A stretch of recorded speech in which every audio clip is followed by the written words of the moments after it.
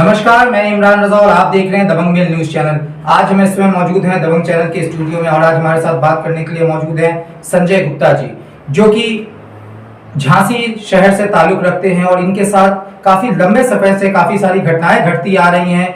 एक तो सबसे पहले बता दें कि ये एक सामाजिक लोग हैं और काफी साफ सुथरे छवि के लोग हैं, मगर झांसी पुलिस की ऐसी करतूत है कि इस साफ सुथरे व्यक्ति को, इस साफ सुथरे छवि वाले व्यक्ति को आपराधिक छवि वाला व्यक्ति बता करके कोर्ट में इनका रिपोर्ट पेश कर दिया गया और जज ने भी बिना जांच पड़ताल किए इनके ऊपर अपराधी होने का ठप्पा लगा दिया। उसके बाद ये हाईकोर्ट में गए, हाईकोर्ट में मामला चल रहा है, लगभग इनकी जीत होना तय है क्योंकि इन्होंने आज तक कभी कोई अपराध नहीं किया, पुलिस रिकॉर्ड में कभी कोई एफआईआर नहीं है इनके विरुद्ध। दिल्ली में ये काफी लंबे समय से रह रहे हैं, लगभग 15-17 वर्षों से दिल्ली में रह रहे हैं। दिल्ली में भी इनका कोई आपराधिक इतिहास नहीं है, कभी किसी से कोई लफड़ा नहीं हुआ, कोई झगड़ा नहीं हुआ, पुलिस प्रशासन ने इनको एकदम क्लीन चिट दे रखी है। उसके बावजूद इनको झांसी पुलिस ने अपराधी बनाया। क्यों बनाया, किस कारण से बनाया, किसके दबाव में बनाया, आइए जानते हैं पूरी बात संजय जी से। जी संजय जी, बहुत बहुत स्वागत है आपका दबंग न्यूज चैनल में। जी बताइए क्या घटना घटी, कैसे घटी और किन किन लोगों पे आपको शक है, कौन कौन लोग शामिल हैं इस पूरे घटना में? सर, मैं 99 में मेरे छोटे भाई की शादी हुई थी, तो वहाँ से कुछ पैसा मिला जी। हमारी ससुराल से पैसा नहीं मिला, मेरी 94 में शादी हुई थी। फिर क्या हुआ कि जब उन्होंने जमाइन की, हमारे ससुराल वालों ने मना कर दिया, तो मेरी माँ कहती, मेरे पिताजी कहते, भैया तुमने दहेज में दिया, जो पैदा किया हमने बच्चे को पाला उसका तो पैसा दे दो। तो मेरे ससुर आई भी पुलिस में थे दिल्ली में ही, तो उन्होंने बोला कि आप लिख के दे दो, मैं वो भी दे दूंगा। तो हमारे पिताजी ने लिख के नहीं दिया, उन्होंने दिया नहीं, फिर हम अलग रहने लगे। तो विवाद की जो शुरुआत हुई इसी बात से, 1999 से पूरे विवाद की शुरुआत छोटे भाई की शादी से। अच्छा, उसके बाद क्या हुआ? 13 तारीख की मेरी बहन की शादी थी और 11 तारीख के छोटे भाई की थी। 13 तारीख की शादी के बाद 15 तारीख को मेरी माँ ने घर से निकाल दिया, जमाइन करी। जब जमाइन नहीं की गई तो घर से निकाल दिया।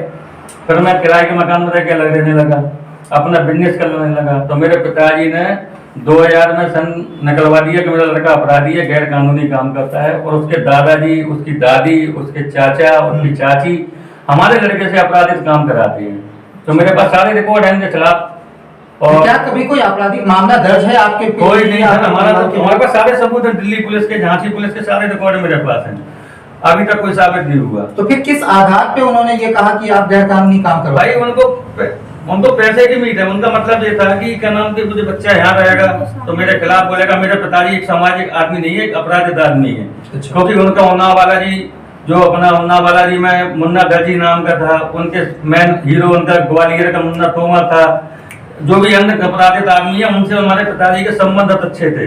जब ये अपराधित मेरे यहाँ पे आते तो मेरे पिताजी या दुकान में थी वहाँ बंद करके सामान रख के चले जाते थे वो लोग।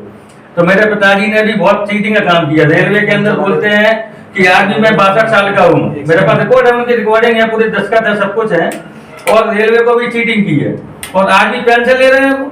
और मेरे पास उनके खिलाफ सारे सबूत हैं आज भी। उनकी बहन 74 साल की हो रही है और ये अभी 57 साल की हो रही है।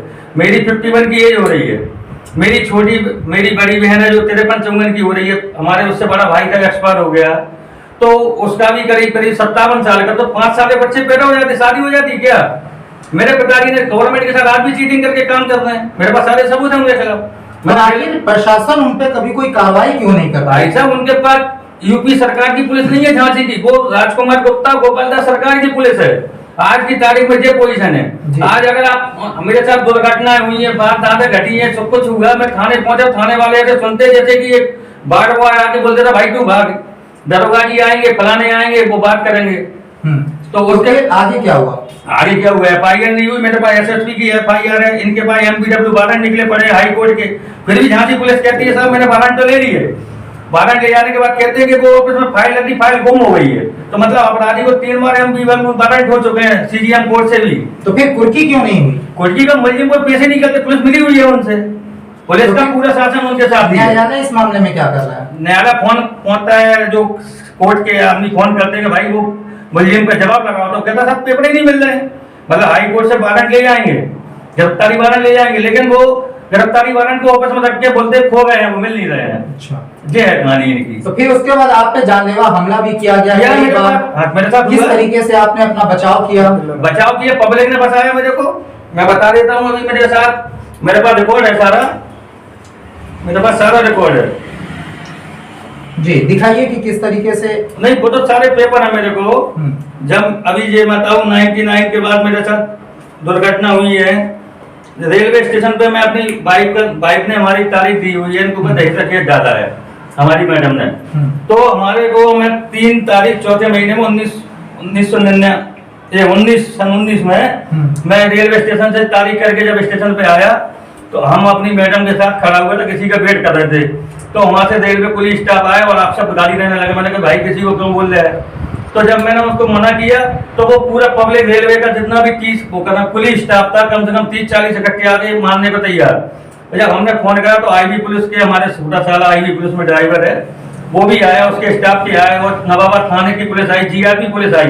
फिर हमको सलाह देते अब बेटा जाओ कोई बात नहीं मैं समझा लूंगा बात कर लूंगा। फिर उसी के साथ पुलिस वाले पुलिस टीसीओ के साथ फिर नाम रेलवे जो टीसी होते ना स्टेशन पे वो भी मानने के लिए इकट्ठे आए थे पुलिसों के साथ। तो 7 लोगों के नाम मेरे पास आज भी है, लेकिन पुलिस ने कोई कार्रवाई नहीं की आज तक।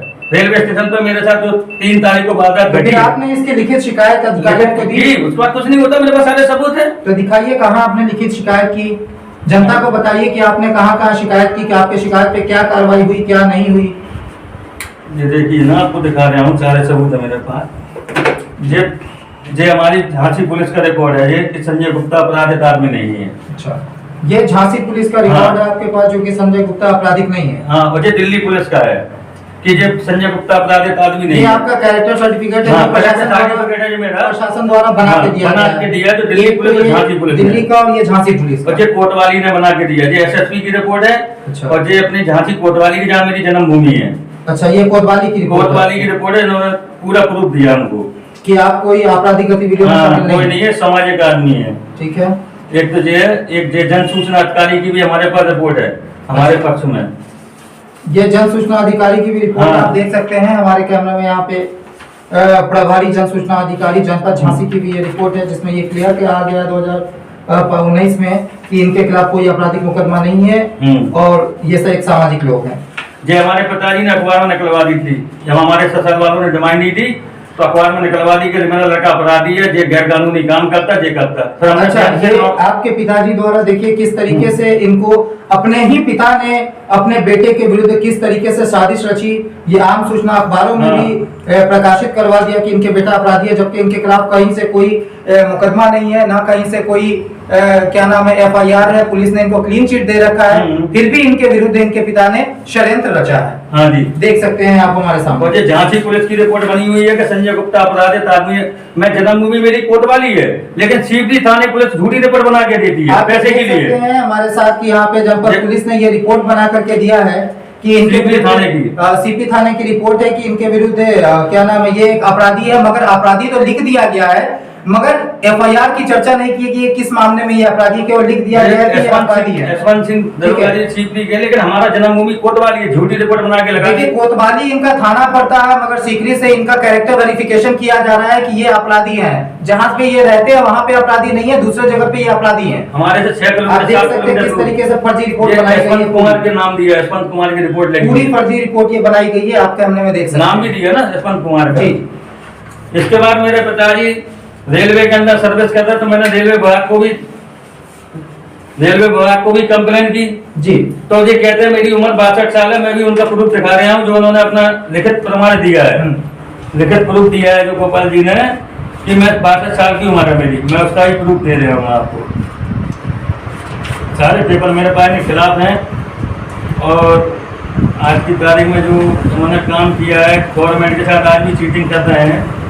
और रेलवे विभाग को भी दिया, लेकिन इनका जलवारा है, इनका क्या है जलवारा चलता है। ये देखिए आप आधार कार्ड और पैन कार्ड भी दिखा दीजिए कि इन्होंने। हाँ, एक चीज और बताना चाहता हूँ कि इन्होंने अपनी माँ का अपहरण कर लिया था। अच्छा। अपने मामा जी के यहाँ से बोला पापा का एक्सीडेंट हो गया, भर्ती है हॉस्पिटल में चलिए।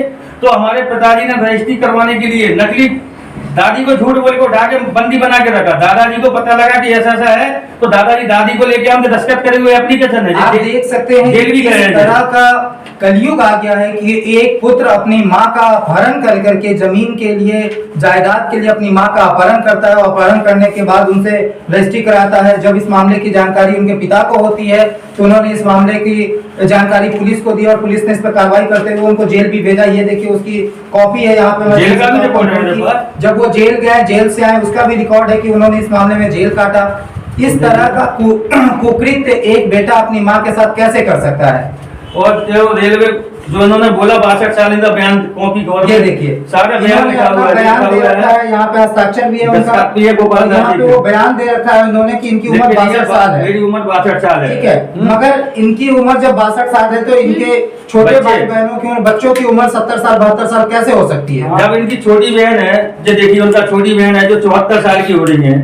देखिए इनकी छोटी बहन जिनका आधार पैन कार्ड मेरे पास मौजूद है, जो कि 74 साल की इनकी छोटी बहन है और ये अभी 62 साल के हैं, आप देख सकते हैं।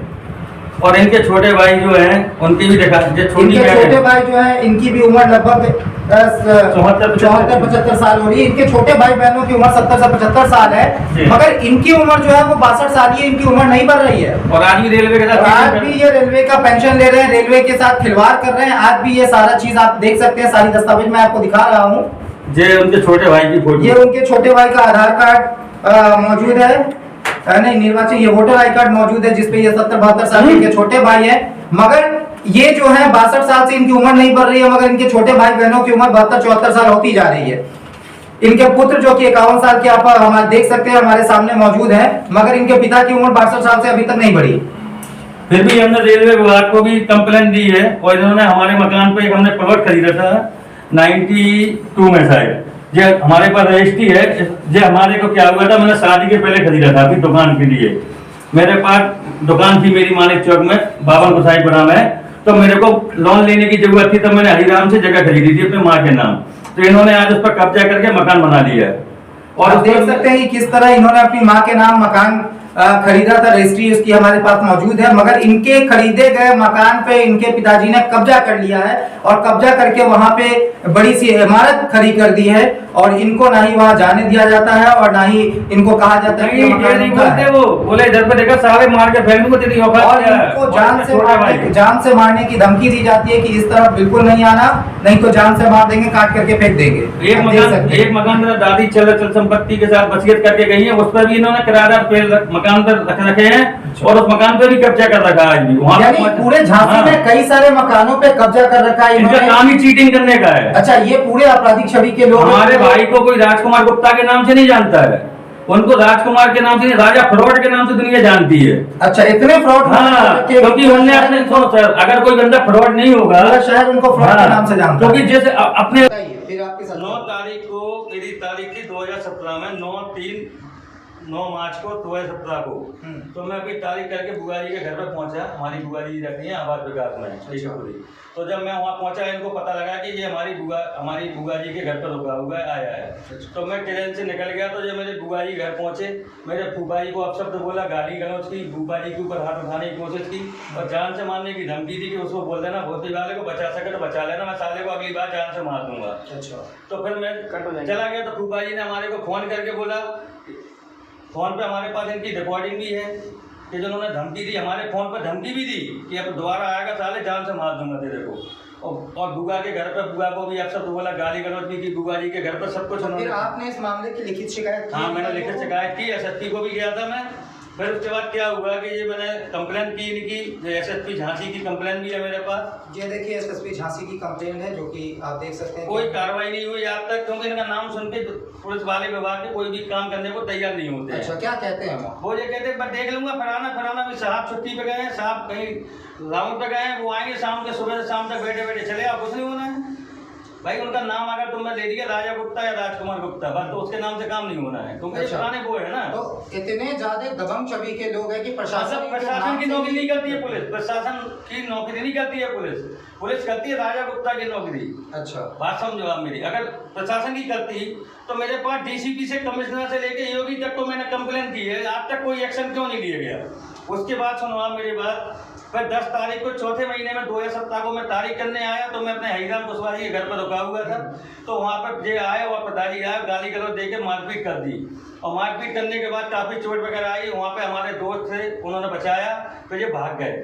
उसके बाद फिर मैं थाने पहुंचा, मेरी कोई सुनवाई नहीं हुई। और सुनवाई के बाद फिर क्या हुआ कि जब मैं सुनवाई नहीं हुई, जब मैं मेडिकल पहुंचा, मेरे पास मेडिकल सारे सर्टिफिकेट है मेरे पास, जो मेडिकल के पेपर है मेरे पास सारे। अच्छा। और मेडिकल रिपोर्ट बनी मेरी सारी, जो मेरे चोट आई, फ्रैक्चर हुए हाथों में, ये देख सकते पैर में सारे फ्रैक्चर हुए। फिर भी मैं थाने के बाद गया, तो फिर भी क्या नाम, पुलिस ने कोई व्यवस्था नहीं की। जो मेरे पास एसएसपी साहब की भी रिपोर्ट है, मैं एसपी थाने तक भी पहुंचा, तो फिर भी पुलिस ने कोई सपोर्ट नहीं की। और आज भी केस चल रहा है। इसी केस के चक्कर में इनके एमपी बबलू वारंट निकले पड़े हैं, 3 बार निकल चुके हैं, लेकिन शासन पुलिस कुछ नहीं करती। पुलिस ये कहती है, यानी वारंट निकलने के बाद भी इनके ऊपर पुलिस का हाँ। कोई दबाव नहीं है, पुलिस इनको संरक्षण देने का काम कर रही है। हाँ, फिर क्या हुआ कि मैं जब मेरा जब क्या हुआ, जब मैं वहाँ रहने लगा, तो मेरे साथ वारदात घटी है।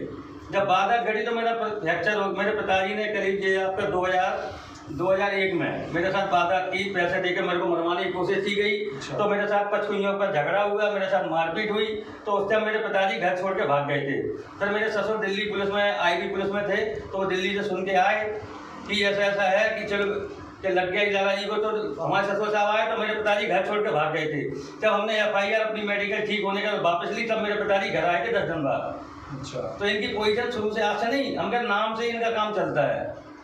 जो आदमी 62 साल का, 75 साल का कह रहा, मैं 62 साल का हूँ, लिखित बयान है इनके हमारे पास। और उसके बाद बंदा नौकरी करके पेंशन ले रहा है। मैंने रेलवे में किस पद पे वो नौकरी कर रहे हैं? इलेक्ट्रिक पावर हाउस में थे, इलेक्ट्रिक पावर हाउस वर्कशॉप के अंदर थे रेलवे में। अच्छा। तो मैंने जो आपका रेलवे DCP साहब को भी, जो हमने जन सुविधा आयोग को भी कंप्लेन की इनके खिलाफ, जो हमारे पास कंप्लेन हुए। इसके बाद का नाम वहाँ से कोई आज तक कार्रवाई नहीं हुई। रेलवे विभाग को हमने दी है ये पूरी, वहाँ से अभी तक कोई जवाब नहीं आया। और वो जो कहते मेरा काम नहीं है, ये जवाब में मेरे पास प्रूफ है कि वो कहते मेरा काम नहीं है। उसके बाद जब ये हो गया, फिर मैंने इनको अपना कंप्लेन, इनके जो 420 काम किए, इन्होंने फ्रॉड काम किए, तो मैंने इसकी भी कंप्लेन दी। और इस कंप्लेन को मैंने छोटे मोटे अधिकारी से लेकर ना करके अपने माननीय जो हमारे मुख्यमंत्री जी हैं, श्री मुख्यमंत्री जी हैं जो अपने योगी जी को भी हमने कंप्लेन दी, झांसी SSP को भी दी, DIG को भी दी, और DM को भी दी कि मेरे मकान पर कब्जा कर रखा, फलाना कर रखा, और जो फ्रॉड आदमी काम कर रहा है। तब भी आज तक कोई कार्रवाई नहीं हुई, ये पोजीशन नहीं लिखी। और मैं दिखा देता हूँ, जब मैं 2001 में रहने लगा, तो मेरी माँ और मेरे छोटे भाई आए, मैं माँ की फोटो दिखाना चाहता हूँ। मेरी माँ आई और बोलती है, बेटे तुम्हारे छोटे भाई की शादी हुई थी, उसका बच्चा हो गया, तो ऐसा करोगे बेटे, कोई बात नहीं है, बच्चा हो गया तो एक काम करो कि लड्डू लेके आई वो। तो ये मेरी माँ है, ये मेरी माँ है। अच्छा, ये देख सकते हैं, ये मेरी माँ है, जिनकी ये पुरानी फोटो, ये तस्वीर आप देख सकते हैं। और एक ये फोटो है उनकी माँ की। तो मेरी माँ और मेरी छोटी बहन, उसकी भी मैं दिखा रहा हूँ। मेरी छोटी बहन अंजनी गुप्ता जो आई मेरे घर पर, जहाँ मैं अपनी ससुराल वाले मकान पर रह रहा था, तो मैं ससुराल वाले मकान पर रह रहा, तो मेरी वे छोटी बहन अंजनी गुप्ता और मेरी माँ आई, और वो तो लड्डू लेके आई। उस लड्डू में जहर मिला हुआ था।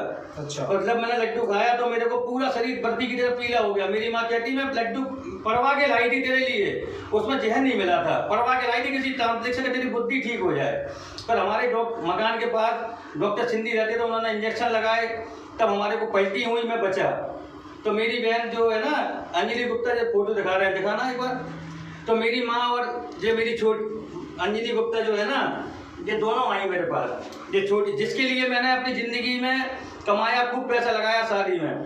इसकी लड़की जो अंदर से पेट की नलियाँ खराब थी, तो उसको मैंने अपोलो हॉस्पिटल में इलाज कराया, ठीक करा। और उसके बाद मेरी सगी बहन, ऐसी भगवान ऐसी बहन किसी को ना दे, ना ऐसी माँ किसी को दे, जो अपने बच्चों को, औलाद को पैदा करके पैसा मांगे, और पैसा मांगने के बाद फिर ये कहती है कि जहर दे दे। ऐसी माँ किस काम की? जो मेरी माँ है। और जो मेरे पिताजी हैं, ये नंबर 1 के, जो कहते हैं मेरी उम्र 62 साल है, इनके बच्चे 65 साल के, 68 साल के बच्चे हैं, और ये कहते हैं मेरी उम्र 60 साल है, 62 साल है। आप बताइए आप। और ये जब मैं एक दिन अपने दादाजी हमारे एक्सपायर हुए, मैं दिखा रहा हूँ, तो मेरे दादाजी एक्सपायर हुए, मेरे दादाजी एक्सपायर हुए, दादाजी के बड़े भाई एक्सपायर हुए थे 3/9/2020 को। तो मैं दादाजी के एक्सपायर में उसमें दतिया गया था, दिल्ली से आया था। तो जब मेरे छोटे भाई, मेरे पिताजी और मेरी माँ अपनी फॉर्च्यूनर गाड़ी जब मैं दिल्ली अपने चाचा छोटे घनश्याम दास के साथ मोटरसाइकिल चलने लगा तो मेरे छोटे भाई ने दतिया के आगे चल के अपनी फॉर्च्यूनर से मेरी गाड़ी को चल के मारने की कोशिश की। तो मेरे भाई ने जब कोशिश की गई तो इनकी गाड़ी मलमा में फंस गई, इनकी गाड़ी जो है मलमा में फंस गई। तो मैं अपनी मोटरसाइकिल लेके भाग गया। भगवान का रहम था कि इनके अंदर आज भी केस चल रहा है, लेकिन पुलिस इनके कोई सपोर्ट में नहीं है, क्योंकि पुलिस इनकी है, भारत सरकार की नहीं है। समझ रहे हो मेरी बात को? ये पूरी राजनीति है आज की तारीख में, ये पोजीशन है। तो आज की तारीख में भगवान ऐसी बहन को, ऐसे माँ बाप को क्यों दे? जो ससुराल वालों से कहता है पैसा करा, उसको पैदा करने के पैसे तो दे दो, पालने का पैसा दे दो। ऐसी माँ बाप को भी देखे आपने? बिल्कुल नहीं, ये तो घोर कलयुग आ गया। पहली बार ऐसा सुनने को मिल रहा है कि इस तरह का कृत्य और इस तरह के लोग जो हैं। फिर उसके बाद अभी क्या कार्रवाई चल रही है उसमें? अभी कार्रवाई तो है कि इनके खिलाफ वारंट चल रहे हैं।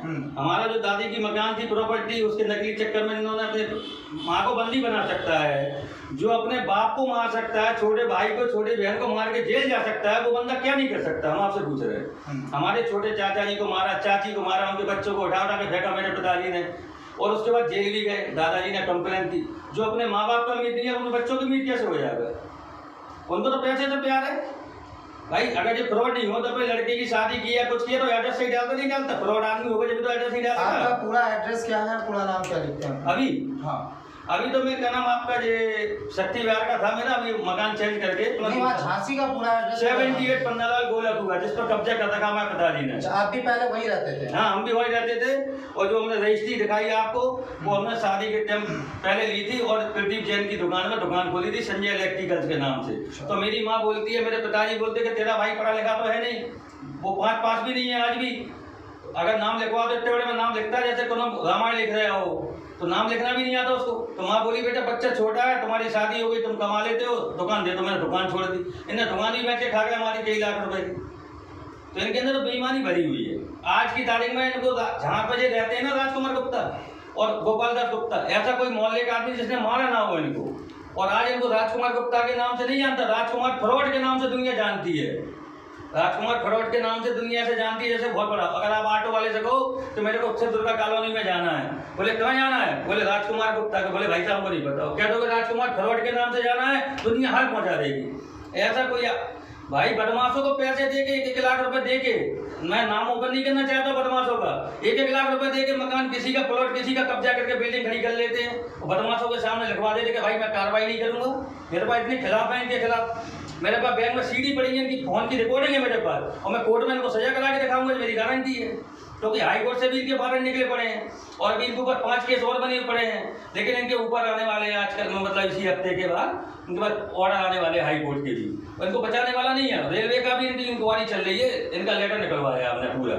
तो रेलवे विभाग से करना, इनका पूरा बायोडाटा आएगा कि इनकी उम्र क्या है। और हमें समझ में ये आई, विभाग के लोग कहते हैं गोपाल दास गुप्ता नहीं है, हमारे यहाँ कोई नौकरी नहीं करता है, हमारे यहाँ पे गोपाल दास साहू के नाम से नौकरी करते हैं लोग। हमने फोटो दिखाई, बोले तो गोपाल दास साहू के नाम से, गोपाल दास गुप्ता है ही नहीं। जो आदमी अपना नाम बदल सकता है, उम्र बदल सकता है, तो नाम बदलने में क्या लगता है उसको? अब ये सच्चाई आने वाली है, हफ्ते 10 दिन में हमारे पास रेलवे का रिपोर्ट आ जाएगा, तो वो भी मैं रेलवे गवर्नमेंट को दिखाऊंगा। भाई जो फ्रॉड काम करा है, तो एक बार बता, जब 51 का मैं हूँ, मेरी 54 की मेरी बहन है साधना गुप्ता, ग्वालियर में जिसकी शादी हुई है, 54 साल की छोटी बहन, उसका बड़ा भाई था मेरा, वो एक्सपायर हो गया 3 साल पहले। तो 57 का बच्चा है, तो 62 में 5 साल में बच्चे पैदा हो जाते हैं क्या? 5 साल में शादी हो जाती है क्या? और छोटी बहन उनकी 74 साल की हो रही है, जो मीरा देवी है, जो मीरा देवी का मैं दिखाया, वो 74 साल की हैं।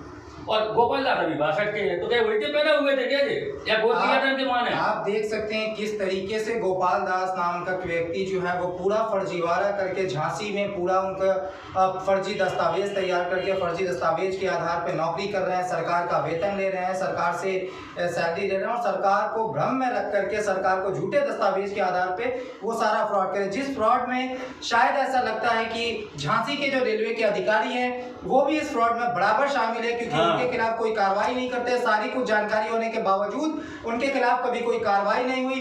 उनके खिलाफ एमवीडब्ल्यू वारंट भी निकले हैं, मगर प्रशासन आज तक उनको कोर्ट में पेश तक नहीं कर पाई। ऐसा लगता है कि झांसी पुलिस नहीं बल्कि इनको संरक्षण देने का काम कर रही है, इनके घर के चौकीदार का काम कर रही है, इनको चौकीदारी इनकी कर रही है। कभी कोई घटना दुर्घटना होती है, अगर इनके खिलाफ कोई केस लिखवाने जाता है तो वहां पे ना इनके खिलाफ केस दर्ज होती है और ना ही इन पे कोई कार्रवाई दूर दूर तक होती है। आप देखिए किस तरीके से एक बाप अपने बेटे को मरवाने की कोशिश करता है, एक माँ अपने बेटे को जहर दे करके मारने की कोशिश करती है, ये सगी बहन अपने भाई को मारने का प्रयास करती है। किस तरीके से ये पूरा कुकृत्य आपके सामने मैंने अभी आपको दिखाया।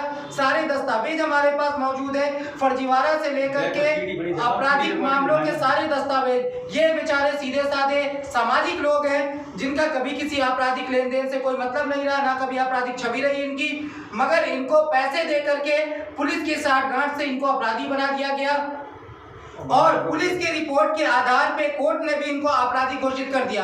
बाद में जब इन्होंने सारे दस्तावेज कोर्ट में सबमिट किए तो अब जज साहब कहते हैं कि मुझसे गलती हो गई, मैंने उस समय छानबीन नहीं की। तो अब देखिए आगे इस मामले में इलाहाबाद हाईकोर्ट में मामला चल रहा है, देखते हैं कि इलाहाबाद हाईकोर्ट का जजमेंट क्या होता है और क्या इस दोषी इलाहाबाद हाई कोर्ट में मैंने जजों के खिलाफ भी कार्रवाई की है, पुलिस वाले के खिलाफ कार्रवाई की है, गोपाल दास के खिलाफ कार्रवाई की है, हमने माना नहीं। तो अब देखते हैं कि इलाहाबाद हाई कोर्ट निष्पक्ष जांच करके किस तरीके से जजों के खिलाफ, किस तरीके से वरीय अधिकारियों के खिलाफ कार्रवाई करती है या नहीं करती है, या फिर इलाहाबाद हाई कोर्ट भी इस मामले को लेपापोती करती है। अगर ये इलाहाबाद हाई कोर्ट इस मामले को लेपापोती करेगी तो आगे ये इस मामले को लेके, क्योंकि सारे दस्तावेज इनके पास मौजूद है, ये सुप्रीम कोर्ट तक अपनी लड़ाई को जारी रखेंगे। अभी तो फिलहाल राजकुमार गुप्ता और जो भी इस मामले में संबंधित अधिकारी उन सभी के खिलाफ हाईकोर्ट में केस चल रहा है। अब आने वाले समय में हाईकोर्ट के फैसले का इंतजार है कि देखते हैं हाईकोर्ट का फैसला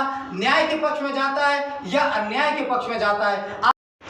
आपके साथ लगातार घटना दुर्घटना होती रहती है, आपको जान से भी मारने की कई बार धमकी दी जा चुकी है। तो आगे अगर आपके साथ कोई घटना दुर्घटना होती है तो क्या इसके जिम्मेदार कौन लोग होंगे? इसमें राजकुमार गुप्ता जी छोटा भाई है ना, जो राजा, और उसके पिताजी गोपाल दास, और झांसी पुलिस भी होगी अगर मेरे साथ कोई भी दुर्घटना, क्योंकि पुलिस का पूरा समर्थन उनके साथ ही है। जी जी, आप कुछ भी कर लो, उनका नाम कोई FIR है कुछ नहीं, क्योंकि बेईमानी में बादशाह है वो। हजारों आदमी सैकड़ों का टोपी बना रखी उन्होंने। गवर्नमेंट को एंटी जो अपना गवर्नमेंट बिजली विभाग नहीं होता है जो जी, उसमें ठेकेदारी काम में उन्होंने क्या काम करा, ट्रांसफार्मर लगवा दिए, वॉल निकलवा दिए, पकड़ेगा पिटे भयंकर, बिजली विभाग के अंदर पिटे, उनकी तो कैपेसिटी यही है बेईमानी की। तो यानी कल होके कोई घटना दुर्घटना होती थी इसकी सामने सारी जिम्मेदारी जो है आपके परिवार वालों की होगी, आपके और झांसी पुलिस की पूरी जिम्मेदारी होगी अगर आपके साथ कोई घटना दुर्घटना होती है। क्योंकि आप अक्सर झांसी जो है वो जाते रहते हैं, केस के सिलसिले में कई सारी डेट इनकी पड़ती रहती है, कई सारे केस झांसी में चल रहा है, तो जिसकी वजह से ये दिल्ली से झांसी लगातार जाते रहते हैं। अगर 5 चक्कर कल होकर के अगर कोई घटना दुर्घटना इनके साथ घटती है झांसी में या दिल्ली में आते जाते समय कोई घटना दुर्घटना होती है तो इसकी पूरी जिम्मेदारी एक तो झांसी पुलिस की होगी, दूसरा इनके परिवार की होगी, इनके पिता की होगी, इनके भाई की होगी। इन सारे लोगों ने इनको जान से मारने की धमकी दे रखी है और पुलिस इनको संरक्षण देने का काम कर रही है। और मेरे साथ दुर्घटना घट भी चुकी है, रेलवे स्टेशन में मारपीट नहीं हुई थी, मैंने तारीख बताई दी आपको जो। जी जी, इनके साथ पहले भी इस तरह की घटना हो चुकी है। अगर इनके साथ कोई घटना अप्रिय या बेघटना घटती है तो जिसकी जिम्मेदारी इनके परिवार वालों की होगी और वहाँ झांसी पुलिस की भी इसकी बराबर की जिम्मेदारी होगी। आप देखते रहिए दबंग न्यूज चैनल। धन्यवाद।